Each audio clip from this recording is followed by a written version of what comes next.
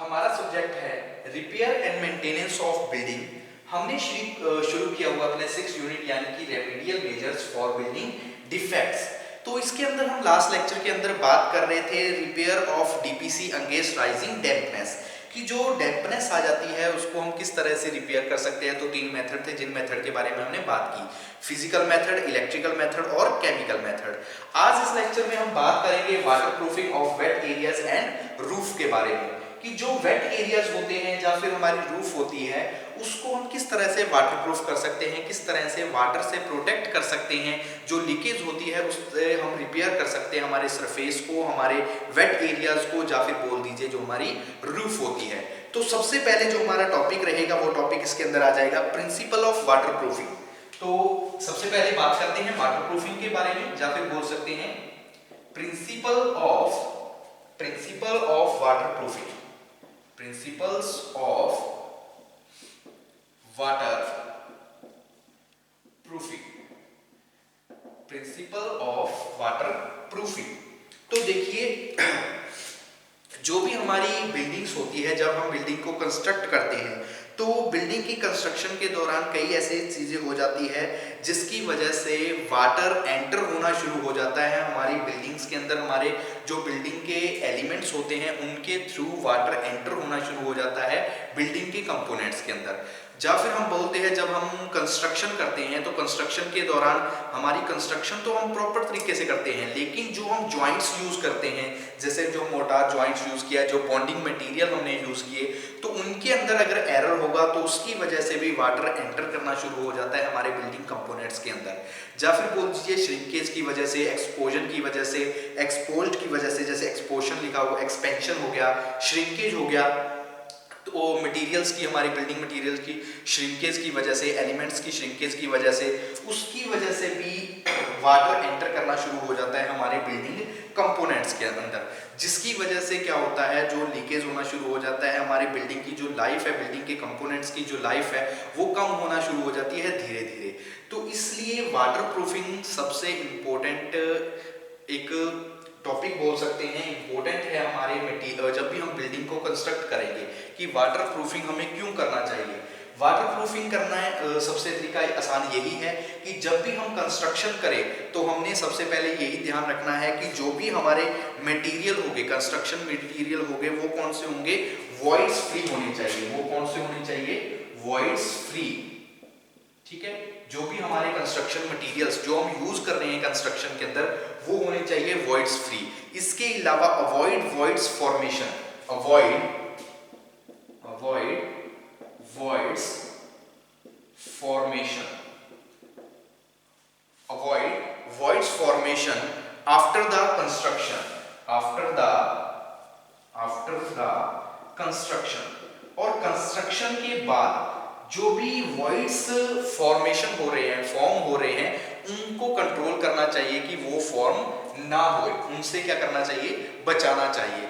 तो देखिए principle of water proofing में हम क्या बात कर रहे हैं कि मोस्ट ऑफ द बिल्डिंग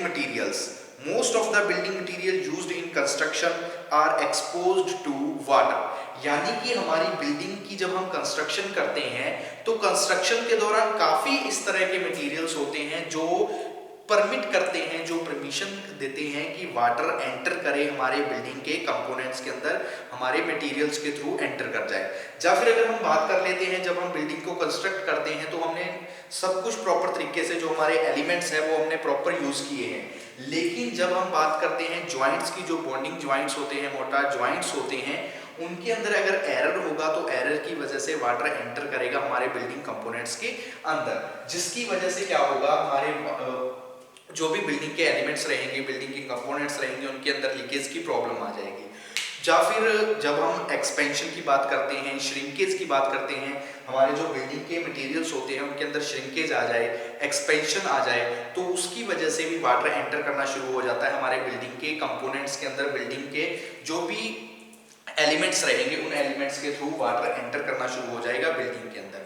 तो इसलिए उनसे प्रोटेक्ट करने के लिए कि वाटर है जो लीकेज हो रही है, वाटर एंटर कर रहा है, तो वो एंटर ना करे, तो हमें क्या करना चाहिए, कंस्ट्रक्शन के दौरान जो भी हम मटेरियल्स यूज करें वो मटेरियल कौन से होने चाहिए, वॉइड्स फ्री होने चाहिए।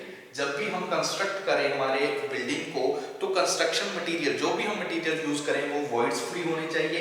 इसके अलावा कंस्ट्रक्शन के बाद हमें इस तरीके से उसकी प्रिपरेशन करनी चाहिए कि उसके अंदर किसी भी प्रकार के वॉइड्स की फॉर्मेशन ना हो, क्योंकि अगर हमारे कंपोनेंट्स के अंदर वॉइड्स की फॉर्मेशन होगी, वॉइड्स क्रिएट होंगे, तो उसकी वजह से फिर से वाटर एंटर करना शुरू हो जाएगा हमारे बिल्डिंग कंपोनेंट्स के अंदर। तो ये हमारा कौन सा रहेगा, प्रिंसिपल ऑफ वाटर प्रूफिंग। ठीक है, water proofing, principle of water proofing के बारे में पता लगा कि हमारे बिल्डिंग के अंदर काफ़ी इस तरह के मटेरियल्स होते हैं जिन मटेरियल के थ्रू वाटर एंटर करना शुरू हो जाता है हमारे कंपोनेंट्स के अंदर, हमारी बिल्डिंग्स के अंदर। अगर हम बात कर ले कि हमने जो कंस्ट्रक्शन तैयार किया है वो प्रॉपरली तैयार किया, अच्छे तरीके से तैयार किया, लेकिन फिर भी कुछ हमारे बॉन्डिंग मटेरियल्स, कुछ मोटार जॉइंट्स इस तरह से होते हैं जिनके थ्रू वाटर एंटर करना शुरू हो जाता है, या फिर एक्सपेंशन की वजह से, श्रिंकेज की वजह से भी वाटर एंटर करना शुरू होता है हमारे बिल्डिंग कंपोनेंट्स के अंदर। तो इन सब से प्रोटेक्ट करने के लिए हमें क्या करना चाहिए, हम बेसिक प्रिंसिपल यही है कि वॉइड्स फ्री कंस्ट्रक्शन मटेरियल का यूज करना चाहिए, अवॉइड करना चाहिए जो वॉइड फॉर्मेशन हो रही है कंस्ट्रक्शन के बाद उसको अवॉइड करना चाहिए, ताकि हम क्या कर सके, वाटर प्रूफ, यानी कि जो भी हमारे सिस्टम है, हमारी रूफ्स है, वाट एरियाज है, उनको हम क्या कर सके, वाटर प्रूफ कर सके कि वाटर एंटर ना करे हमारे बिल्डिंग्स के अंदर, हमारी बिल्डिंग कंपोनेंट्स के अंदर। ये तो हमने बात कर ली बेसिक जो प्रिंसिपल है वाटर प्रूफिंग का, कि किस तरह से हम हमारे वेट एरियाज को, हमारा जो रूफ्स है उसको वाटर से, यानी कि जो वाटर एंटर कर रहा है मटेरियल के अंदर, बिल्डिंग्स के अंदर, बिल्डिंग कंपोनेंट्स के अंदर, हम उसको किस तरह से कंट्रोल कर सकते हैं वॉइड फ्री मटेरियल का यूज करके, और अवॉइड करके जो वॉइड्स फॉर्मेशन हो रही है उससे अवॉइड करके हम क्या कर सकते हैं, कंट्रोल कर सकते हैं वाटर को एंटर होने से हमारी बिल्डिंग के अंदर, बिल्डिंग कंपोनेंट्स के अंदर। अब हम बात कर लेते हैं यहाँ procedure for water proofing wet areas. जो वेट एरियाज है उसको हम किस तरह से वाटर प्रूफ करेंगे, उसके प्रोसीजर के बारे में बात करते हैं, किस तरह से हम स्टेप बाय स्टेप चलेंगे। तो टॉपिक हमारा क्या बनेगा, टॉपिक हमारा बन जाएगा प्रोसीजर फॉर वाटर प्रूफिंग,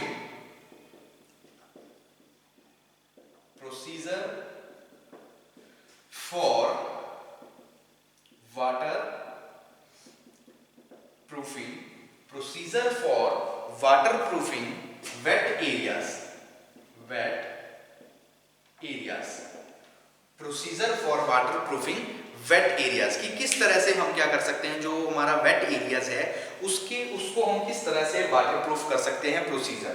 तो स्टेप बाय स्टेप चलेंगे। सबसे पहले हम क्या करेंगे, the source of dampness is to be identified. सबसे पहले जब हम बात करेंगे वाटर प्रूफिंग की वेट एरियाज के अंदर, तो वेट एरिया यानी कि जो वेट हो रहा है हमारा एरिया, तो सबसे पहले हम सोर्स को ढूंढेंगे कि वो कौन सा एक सोर्स है जिसके थ्रू हमारा जो सरफेस है वो वेट हो रहा है, यानी कि जो वेट एरिया क्रिएट हो रहा है। तो सबसे पहले हमने क्या करना है, आइडेंटिफाई करना है। किसको आइडेंटिफाई करना है, उस सोर्स को जिस सोर्स से वेट यानी कि हमारा वाटर एंटर कर रहा है हमारे सरफेस के अंदर, जो हमारा वेट एरियाज है उस एरिया के अंदर वाटर एंटर कर रहा है, उस सोर्स को हम क्या करेंगे, आइडेंटिफाई करेंगे। The source of dampness, the source of dampness is to be identified, is to be identified, identified। सबसे पहले हमने क्या करना है, उस सोर्स को आइडेंटिफाई करना है जिस सोर्स के थ्रू वाटर एंटर कर रहा है हमारे एरिया के अंदर। उसके बाद सेकंड पॉइंट में हमने क्या करना है, if any hydrostatic pressure is involve, कि अगर कोई भी हाइड्रोस्टैटिक प्रेशर इन्वॉल्व है, हमने क्या करना है, this pressure are to be adopted, हमने उस प्रेशर को क्या कर लेना है, अडॉप्टेड कर लेना है। तो सेकंड पॉइंट के अंदर क्या लिखेंगे, if any hydrostatic pressure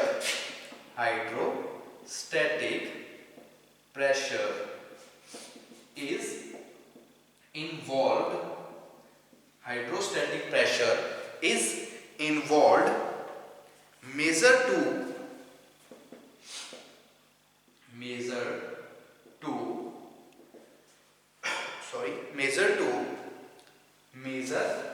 the counter, measure to the counter this pressure to be adopted, counter this pressure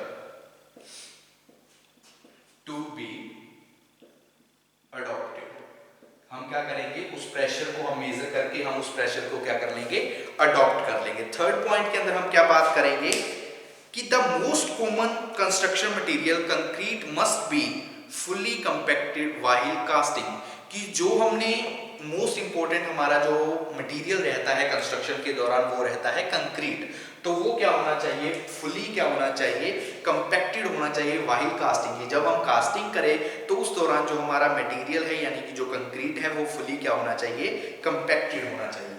तो थर्ड पॉइंट के अंदर हम बात कर लेंगे सॉरी कंक्रीट, ठीक है, कंक्रीट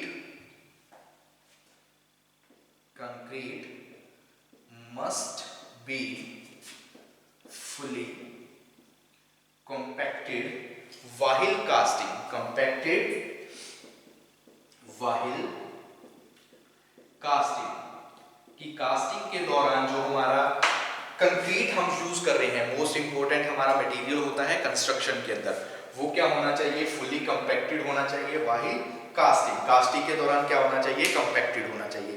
इसके अलावा decide water proofing is to be, जो भी हमने वाटर प्रूफिंग करनी है वो साइड पे करनी है या फेस पे करनी है।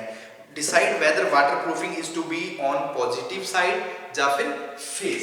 तो नेक्स्ट हम फोर्थ स्टेप के अंदर हम क्या करेंगे, डिसाइड करेंगे। Decided water proofing, decided water proofing is to B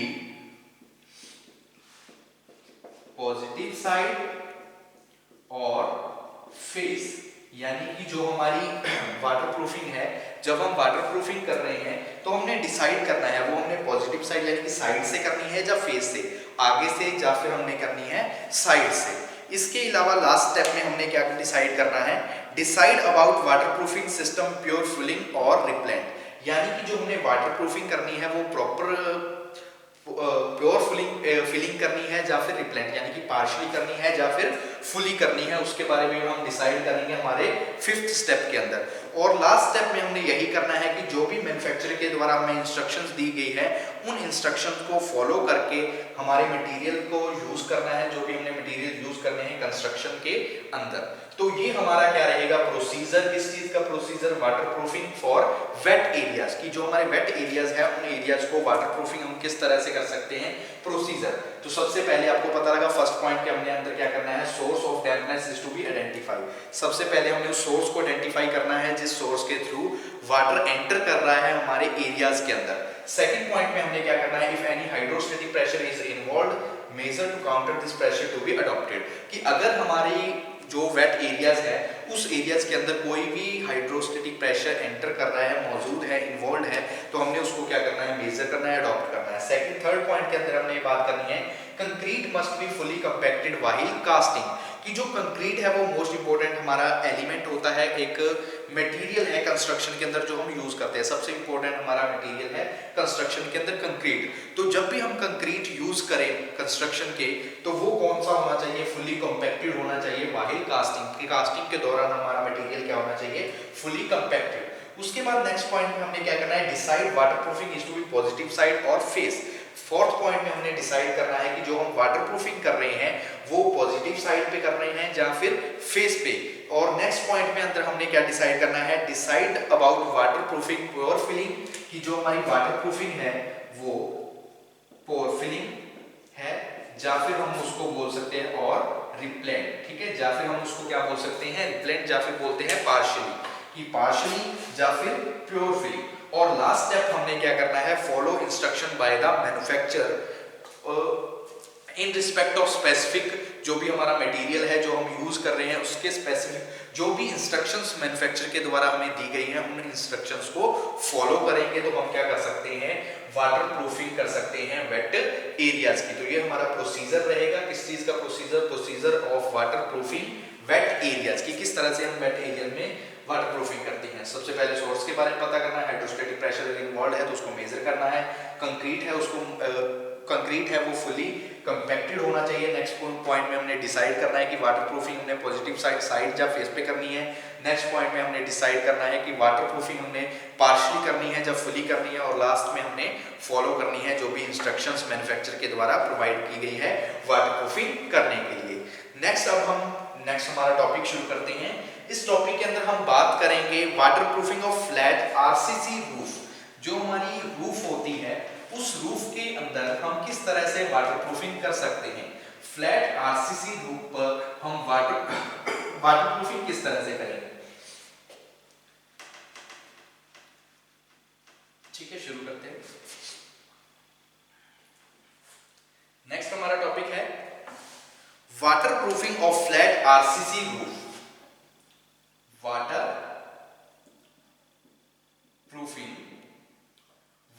proofing of flat RCC roofs कि जो हमारी फ्लैट आरसीसी रूफ्स है उन रूफ्स पे हम वाटर प्रूफिंग किस तरह से करेंगे। तो leakage in flat roofs is a common complaint, यानी कि जब हम बात करते हैं रूफ के अंदर जो भी हमारी छतें होती है, रूफ होती है आरसीसी, तो उनके अंदर वाटर लीकेज की प्रॉब्लम सबसे कॉमन होती है। Most leakage occur due to incorrect slopes की सबसे कॉमन प्रॉब्लम है। सबसे पहले तो क्या है, कॉमन प्रॉब्लम है किस चीज की, लीकेज की। जो वाटर लीकेज हो रहा है रूफ्स के अंदर वो क्या है, कॉमन प्रॉब्लम है। इसके लिए हम क्या कर सकते हैं, जो मोस्ट लीकेज पैदा हो रही है यानी कि जो लीकेज आ रही है हमारी छतों के अंदर, उसका मेन कारण क्या होता है, इनकरेक्ट स्लोप्स। जो हम स्लोप यूज करते हैं, अगर हम इनकरेक्ट स्लोप्स का यूज करते हैं तो उसकी वजह से वाटर लीकेज होता है हमारी आरसीसी रूफ्स के अंदर। तो नेक्स्ट हम क्या करेंगे कि इनकरेक्ट डिटेलिंग ऑफ कनेक्शंस, कि जो हमने कनेक्शंस प्रोवाइड करवाए हुए हैं, अगर हमने इनकरेक्ट डिटेलिंग, इनकरेक्ट किया हुआ है यानी कि करेक्ट डिटेलिंग नहीं की हुई कनेक्शंस की, जॉइंट्स की और ओपनिंग्स की, तो उसकी वजह से भी हमारी जो आरसीसी रूफ्स होती है उन रूफ्स पे होती है लीकेज। क्या होती है, लीकेज होना शुरू हो जाता है, वाटर लीकेज होना शुरू हो जाता है। तो इनको कंट्रोल करने के, इनको रिपेयर करने के कुछ तरीके होते हैं, उन तरीकों के बारे में हम बात करते हैं। तो एक बार देख लीजिए, हमने अभी तक क्या किया कि water proofing of flat RCC roofs के बारे में बात कर रहे हैं। तो आरसीसी रूफ के ऊपर जो लीकेज है, वाटर लीकेज है, वो एक सबसे कॉमन प्रॉब्लम है कि leakage in flat roofs is a common complaint, की कॉमन प्रॉब्लम है। और ये जो लीकेज होती है इसका मेन कारण क्या है, मेन कारण है इनकरेक्ट स्लोप्स। कि जो लीकेज है वो मेन कारण क्या रहता है, मेन कारण है इनकरेक्ट स्लोप्स। या फिर हम बात कर लेते हैं जो हमने कनेक्शंस प्रोवाइड किए होते हैं, अगर हमने प्रॉपर कनेक्शन प्रोवाइड नहीं किए गए हैं, उनकी हमें प्रॉपर में डिटेलिंग का नहीं पता है, जो हमने वाल्व्स प्रोवाइड करवाए हैं, ओपनिंग्स हैं, ओपनिंग चैनल्स हमने क्रिएट किए हैं, अगर हमें उनकी प्रॉपर प्रोसीजर का नहीं पता, हमने प्रॉपर उनको क्रिएट नहीं किया हुआ, तो उसकी वजह से भी लीकेज होना शुरू हो जाता है हमारे रूफ्स के अंदर। तो अब हम बात कर लेते हैं जो रूफ पर लीकेज हो रही है, जो एक कॉमन प्रॉब्लम है, उसको हम किस तरह से रिपेयर कर सकते हैं, किस तरह से मेंटेन कर सकते हैं। तो यहाँ पे बात करते हैं किस तरह से उनकी वाटर प्रूफिंग कर सकते हैं। तो मेथड होते हैं जिन मेथड्स के द्वारा हम क्या कर सकते हैं, वाटर प्रूफिंग कर सकते हैं हमारी रूफ पे। सबसे पहले जो मेथड रहता है वो है brickbat coba, brickbat coba and tiling. ये एक मेथड है brickbat coba and tiling. इस मेथड के द्वारा हम क्या कर सकते हैं, जो भी आरसीसी रूफ्स होती है उन रूफ्स के ऊपर जो भी लीकेज हो रही है यानी कि जो वाटर लीकेज हो रहा है, उस लीकेज को हम क्या कर सकते हैं, कंट्रोल कर सकते हैं, रिपेयर कर सकते हैं, वाटर प्रूफिंग कर सकते हैं इस मेथड के द्वारा। सेकंड हमारा जो मेथड रहेगा, सेकंड हमारा मेथड है मड, सेकंड जो मेथड है मड प्लस, ठीक है, मड प्लस का मेथड, बड़ा प्लस का with tile brick, tile brick. Third हम बात कर लेते हैं मेथड के बारे में। जो थर्ड मेथड रहेगा वाटर प्रूफिंग के लिए, वाटर प्रूफिंग का आरसीसी रूफ के अंदर, वो हमारा होता है line concrete tracing, line concrete tracing method. Fourth point की बात करते हैं आरसीसी रूफ्स के बारे में कि हम उनकी किस तरह से वाटर प्रूफिंग कर सकते हैं। तो वो हमारा रहेगा water proofing using epoxy, water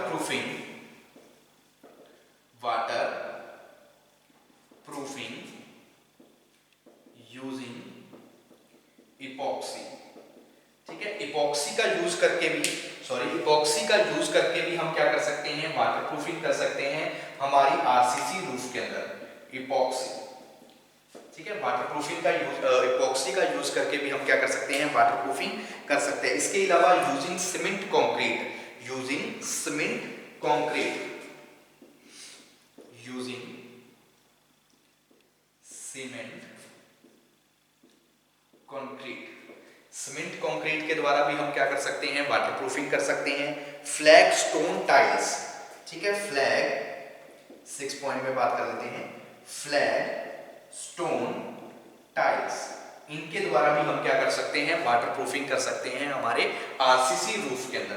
तो देखिए हमने टॉपिक शुरू किया water proofing of wet areas and roof, water proofing और वेट एरियाज के बारे में। तो सबसे पहले हमने वाटर प्रूफिंग के बारे में बात की कि वाटर प्रूफिंग का जो मेन प्रिंसिपल है वो यही है कि हमारे मटेरियल के अंदर, हमारा जो मटेरियल्स होते हैं जब हम कंस्ट्रक्शन करते हैं तो कई मटेरियल्स ऐसे होते हैं जिनकी वजह से वाटर एंटर करना शुरू हो जाता है हमारे बिल्डिंग कंपोनेंट्स के अंदर, एक्सपेंशन की वजह से, श्रिंकेज की वजह से, या फिर बोल लीजिए जो हमारे बॉन्डिंग मटेरियल्स होते हैं उनकी वजह से भी वाटर एंटर करना शुरू हो जाता है मटेरियल्स के अंदर, बिल्डिंग्स के अंदर। और उनको इम्प्रूव करने के लिए, मतलब वाटर को एंटर होने से रोकने के लिए हमें क्या करना चाहिए, हमें वॉइड्स फ्री, जो वॉइड्स फ्री है, वॉइड्स फ्री कंस्ट्रक्शन मटेरियल का यूज करना चाहिए, या फिर कंस्ट्रक्शन के बाद जो वॉइड्स फॉर्मेशन हो रही है उसको कंट्रोल करना चाहिए। तो इस तरीके से हम क्या कर सकते हैं, वाटर को एंटर होने से बचा सकते हैं हमारे मटेरियल के अंदर, हम प्रॉपरली वाटर प्रूफिंग कर सकते हैं हमारे मटेरियल्स की, हमारे बिल्डिंग्स की। उसके बाद हमने बात की प्रोसीजर के बारे में कि प्रोसीजर ऑफ वाटर प्रूफिंग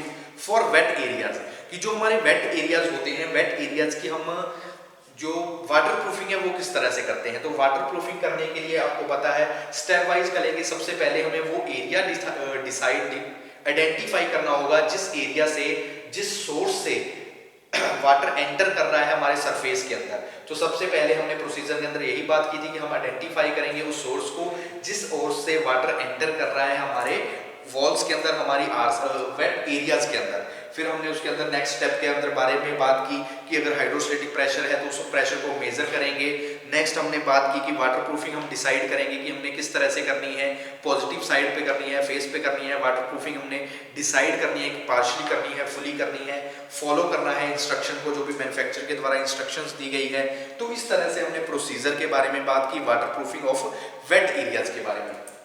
अब हम यहाँ पे बात कर रहे हैं water proofing of flat RCC roof, कि जो हमारी आरसीसी रूफ होती है उसकी हम किस तरह से वाटर प्रूफिंग करते हैं। तो आपको पता है कि लीकेज जो है एक मेन प्रॉब्लम है, लीकेज एक कॉमन प्रॉब्लम है आरसीसी रूफ्स के अंदर। और लीकेज का जो मेन कारण है वो मेन कारण क्या होता है, वो होता है इनकरेक्ट स्लॉप्स की वजह से। इनकरेक्ट जो स्लॉप्स होती है, या फिर हम बोल सकते हैं जो इनकरेक्ट ओपनिंग्स हो गए, वाल्व्स हो गए, या फिर जैसे लिखा हुआ है इनकरेक्ट हमारे कनेक्शंस हो गए, इनकरेक्ट डिटेलिंग ऑफ कनेक्शंस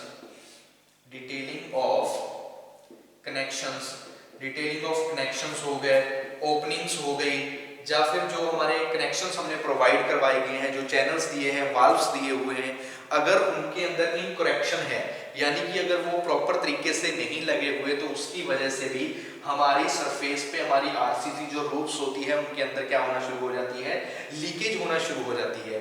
तो इन लीकेज को कंट्रोल करने के लिए हमारे कुछ मेथड्स होते हैं वाटर प्रूफिंग करने के लिए। आरसीसी रूफ्स की वाटर प्रूफिंग के कुछ मेथड होते हैं। वो मेथड कौन से है? सबसे पहला मेथड है brickbat, coba and tiling. First method हमारा कहलाएगा brickbat, coba and tiling. Second है mud phuska with tile brick. Third हमारा रहेगा lime concrete tracing.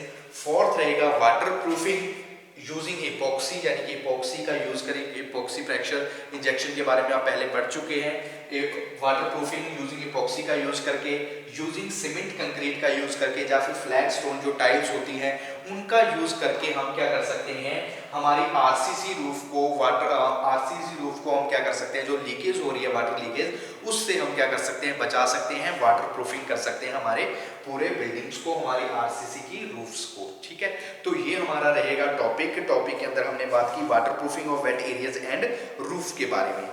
Next lecture में आगे हम बात करेंगे वेरियस वाटर प्रूफिंग सिस्टम, कि जो हमारे अलग अलग प्रकार के वाटर प्रूफिंग सिस्टम होते हैं या फिर उनकी जो कैरेक्टरिस्टिक्स है, उन कैरेक्टरिस्टिक्स के बारे में हम बात करेंगे हमारे नेक्स्ट लेक्चर में।